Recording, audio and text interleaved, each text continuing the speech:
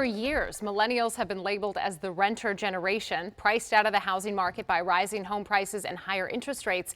But new data shows that is starting to change. Across much of the country, millennials now own more homes than they rent. Here in the DMV, though, it is almost an even split, and we're breaking down what's driving that shift with Chief Economist for the National Association of Realtors, Lawrence Yoon. Lawrence, good morning to you. Thank you for talking with us. And we start with this. Millennials have often been called, as we just referred to, the renter generation, but research from rentcafe.com shows that millions have moved into home ownership in recent years. What's driving this? You have to consider that over the past 3 years, when home values were relatively stable, people's income has been rising. So we have seen the affordability condition, which is pretty tough out there, but still improving. I think this improvement in the affordability is helping. And furthermore, just broadly speaking, the national wealth level is at an all-time high. Stock market at an all-time high. Real estate valuation close to a record high. So some of the parents of the millennials or some family members are able to help out in terms of down payment. And I think that is beginning to excite the millennial generation about the ownership opportunity and the future wealth buildup from that. You know, here in the DMV, millennials are almost split, right? We're seeing 50-50 between renters and homeowners. Why is this market specifically different from what you're seeing in other parts of the country?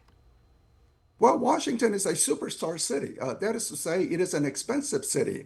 So anytime it's an expensive city, people still want to live in it, but it's much more costly, and consequently, the financial capacity is not there. But the good news in the DMV region is that condominium market, which is generally more affordable, we are seeing more abundant inventory market. The buyers are in much better position for price negotiation. So for people in the District of Columbia, the Maryland suburb, Northern Virginia, I think they need to consider condominium as a good entry point of their ownership.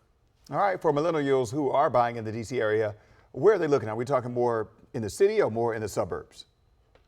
So far, it's been in the suburbs, but I think the city is beginning to provide some opportunity. Again, the inventory situation is much better. That is to say, there are more choices for the millennials, but also in the suburbs, based upon whether it is the inner suburb or exurbs, or even going into the next county, possibly even a county out in West Virginia to seek out affordability. But the millennials are understanding the path to wealth buildup in the future is through ownership. So even though the first home may not be their ideal home, ideal location, but they're still purchasing knowing they can always trade up at a later time. You know, I think of millennials. I'm an elder millennial, and I'm flirting with 40. So some of us are mid-40s at this point, even a little bit older. I wanted to talk about, what the trends you're seeing mean for the future of the housing market specific to the D.C. area.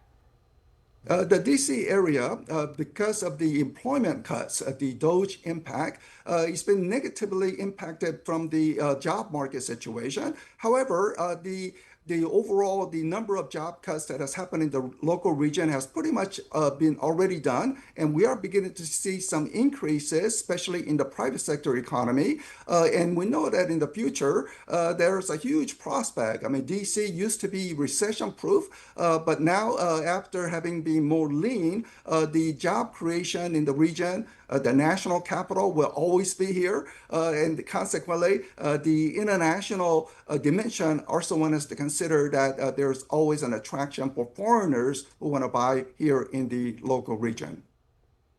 All right, Lawrence Yoon, thank you very much for your time this morning. We appreciate it. Thank you. Thank you.